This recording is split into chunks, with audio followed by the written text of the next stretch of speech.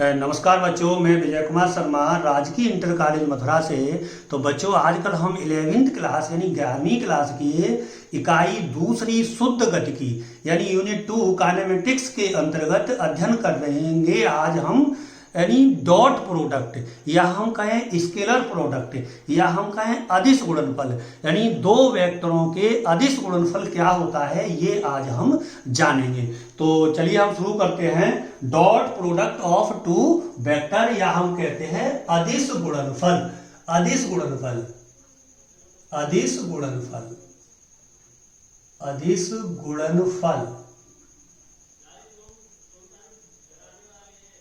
या हम कहें डॉट प्रोडक्ट।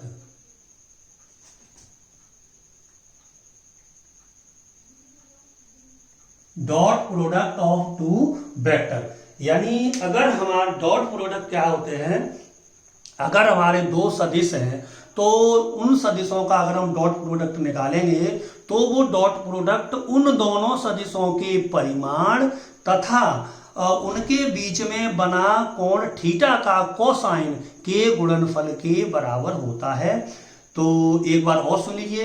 दो सदिशों का डॉट प्रोडक्ट या हम कहें दो सदिशों का अदिश गुणनफल उन दोनों सदिशों के परिमाण तथा उन सदिशों के बीच में बने कोण थीटा के कोसाइन के गुणनफल के बराबर होता है।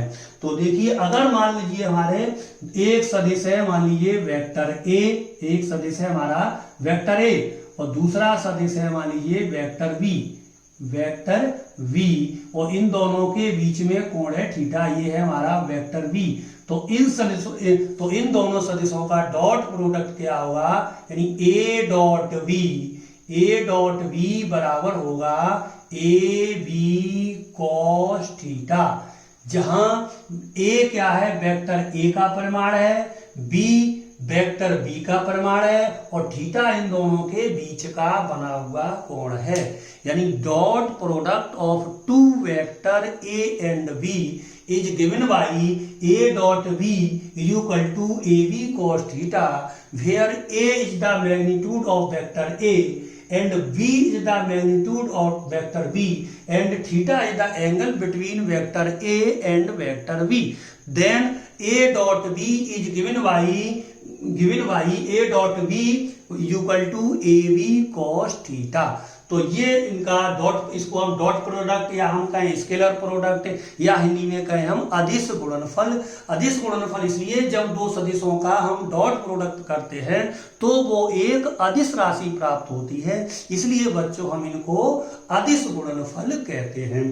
तो अब इसके साथ साथ हमें बच्चों कुछ ध्यान रखना है कि जैसे अगर हम जो हमारे एक्स वाई जेड अक्ष के अनुदिश जो एकांक सदिश होते हैं, यूनिट वेक्टर होते हैं आई जे के, अगर मान लीजिए ये हमारा मान लीजिए क्या एक्स अक्ष और ये है हमारा मान लीजिए क्या है वाई अक्ष और जेड अक्ष क्या होगा, ये ओरिजिन है और जेड अक्ष की स्थिति ये होगी, तो इसको हम ड्रॉ करेंगे, ऐसे कर नहीं सकते तो ये ड्रॉ कर देंगे। ये है हमारा मान लीजिए X Y and Z X, Z axis, ये है एक्स एक्सिस और ये है हमारा Y X, Y X, X अक्ष वाई एक्स जेड अक्ष।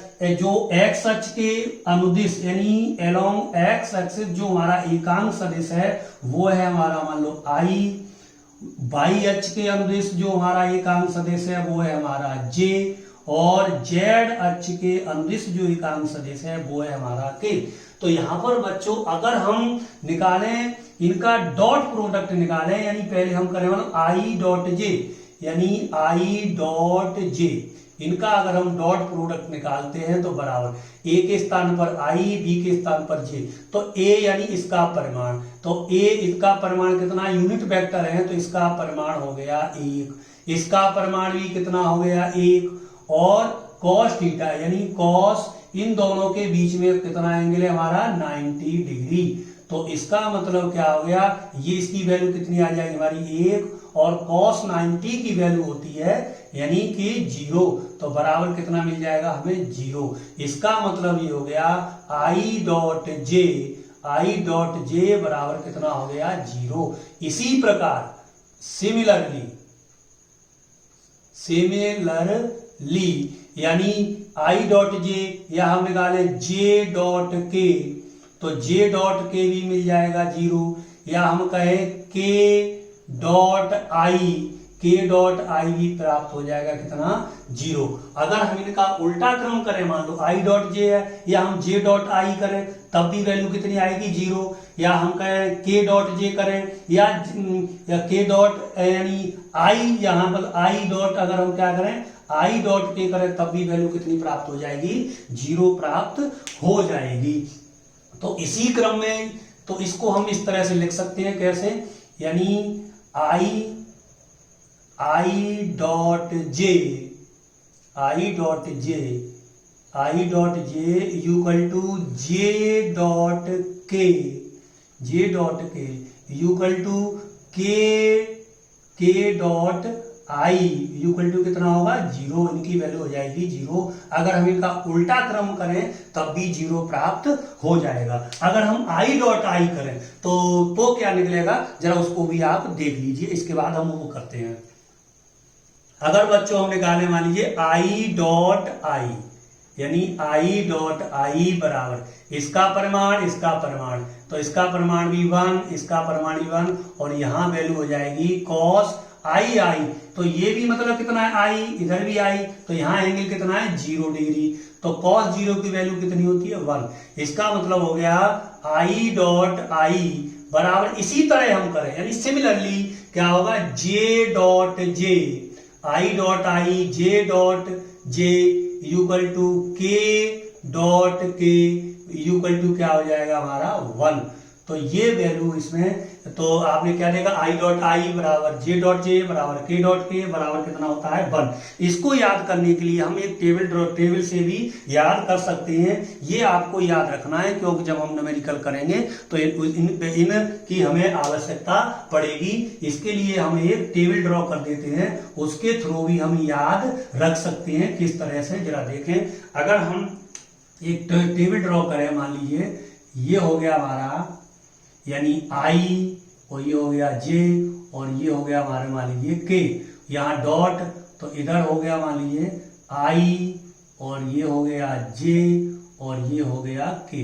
इनके एकांक सदिश लगा देते हैं सब पर, ये यूनिट वेक्टर, और ये तो हमें कितना मिलेगा जरा देखना। तो इनको याद करने के लिए बड़ा सरल है, 1 0 0, यानी एक विकर्ण के क्रम में लगते हैं 0 1 0 0 0 1। तो अब जरा देखना, इसको चेक कर लेते हैं। देखिए आई डॉट आई यानी 1, आई डॉट जे 0, आई डॉट के 0।